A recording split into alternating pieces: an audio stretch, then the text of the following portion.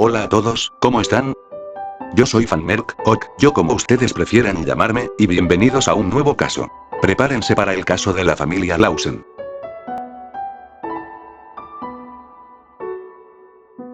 Nació el 10 de mayo de 1886 en Carolina del Norte, Estados Unidos. En 1911 contrajo matrimonio con Fanny Marin, y con ella vivió los primeros años de casados. Juntos tuvieron 8 hijos, pero en 1914, junto con el nacimiento del tercer hijo, también iba a llegar una tragedia. Resulta que este hijo llegó al mundo con una enfermedad desconocida y al poco tiempo murió.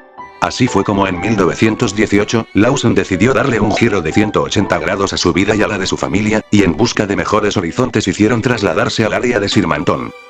Siguiendo los pasos de los hermanos menores de Charles, quienes buscaban trabajar en todo lo que es la cosecha de tabaco, fue así como empezaron a trabajar en una granja y poquito a poquito se fueron ganando la fama de buenos empleados. La realidad es que la familia de Lawson, más allá de ser personas rurales, eran muy cordiales y muy pocas veces. O sea, no se los veía envueltos en problemas, nunca. Charles, por su parte, siempre trabajaba más que el resto, suficiente dinero en 1927 como para comprar su propia granja en Brockwood Rock. A pesar de que quizás no tenía muchas cosas materiales, era una familia que se le veía feliz a los dos padres con los hijos, o al menos eso parecía.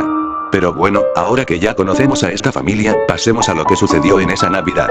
Corría el año en 1929, y faltaban muy pocos días para que llegue Papá Noel, Santa Claus, o como ustedes prefieran llamarlo en sus países. Charles llevó a toda su familia a comprar ropa nueva y a tomarse un retrato familiar.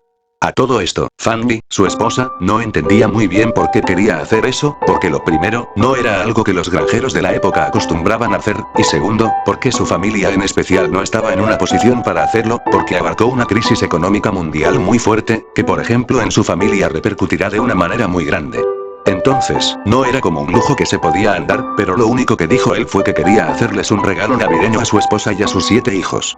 En la foto se puede ver de pie a su hijo Edward, de 16 años, a su hijo Mary, de 17. Claramente también está Charles, de 43 años, junto a Fanny, de 37 años, que está sosteniendo en brazos a la bebé Mariluz. Por su parte, sentados están James, de 4 años, Neville, de 7, Raymond, de 2 añitos y Kerry, de 2. Como vieron, algunos están sonriendo, pero otros están extremadamente serios, como si estuvieran tensos por algo. En la mañana del 25 de diciembre, Mary, la hija mayor, se despertó temprano porque quería cocinar un pastel de Navidad para toda la familia. Sin embargo, según cuentan, su rostro estaba serio, más allá de que eran las fiestas y que es una época, en teoría, alegre. Por otro lado, Carrie y Mabel habían ido a la casa de sus tíos, que vivían cerca de ellos, para visitarlos y desearles una feliz Navidad, pero esa fue la última vez que la vieron con vida. Porque cuando regresaron de la casa de sus tíos, su padre la estaba esperando cerca del granero con una escopeta. Cuando sus 2 hijas pasaron, él les disparó.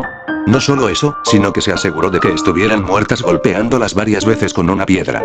Después se escondió los cuerpos en el granero. La masacre había comenzado con Kerry y con Mabel. Acto seguido, recargó el arma y fue directo para la casa.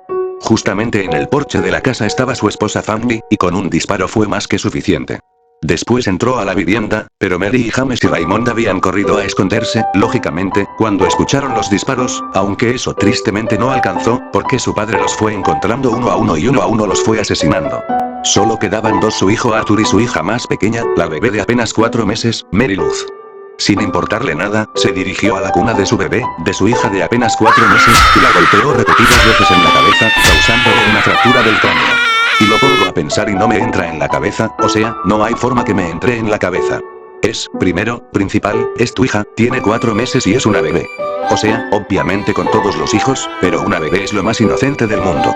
Luego de cometer todos esos crímenes, vas a llevar los cuerpos al granero, donde estaban los cuerpos de sus primeras 2 víctimas, de sus 2 hijas, solo con los cadáveres, todos en la misma posición, con los brazos cruzados y con una roca, con una piedra, abajo de la cabeza, como si fuera una almohada. Una vez que hizo todo esto, Charles se dirigió al bosque, donde siguió tan solo unas horas después para ponerle fin a su vida. Seguramente estén pensando en Arthur, en el otro hijo que yo no nombré en ningún momento, que lo asesinó, y eso es porque, afortunadamente, Arthur sobrevivió. Arthur es el único sobreviviente de la familia. Lo que pasó fue que el adolescente de 16 años había sido enviado por su familia a hacer unos trámites.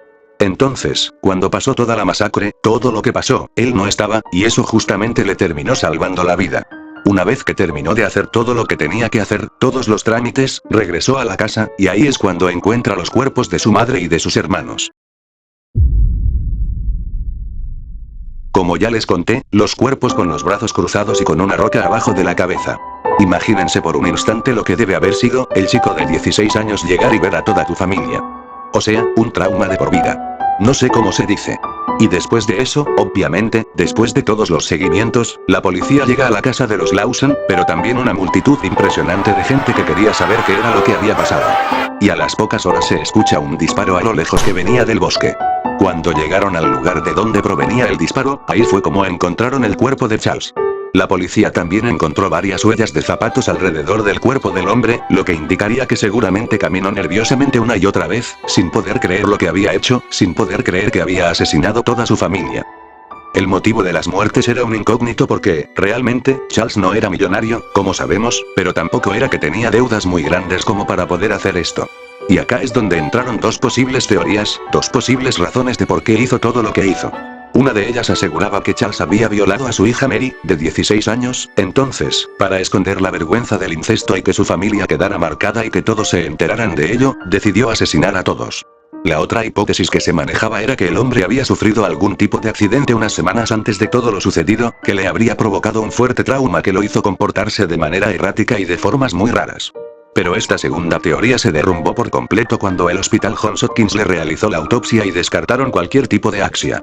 El misterio de lo que ocurrió duró más de 50 años hasta que en los 90 una sobrina de la familia, llamada Stella Lawson, contó la verdad de lo que había pasado. Resulta que Family, la esposa de Charles, le había contado a la madre de Stella. Efectivamente, Charles había cometido incesto con su hija Mary, pero al parecer la mujer lo había descubierto muy poco tiempo antes de esa Navidad de 1929. Pero alto ahí, esperen, porque la verdad, la siniestra verdad no termina ahí. Para esa misma época, Mary le había confesado a una amiga de ella, llamada la mexicana, que estaba embarazada y que el hijo o hija que estaba esperando era de su propio padre y que tanto su madre como su padre lo sabían.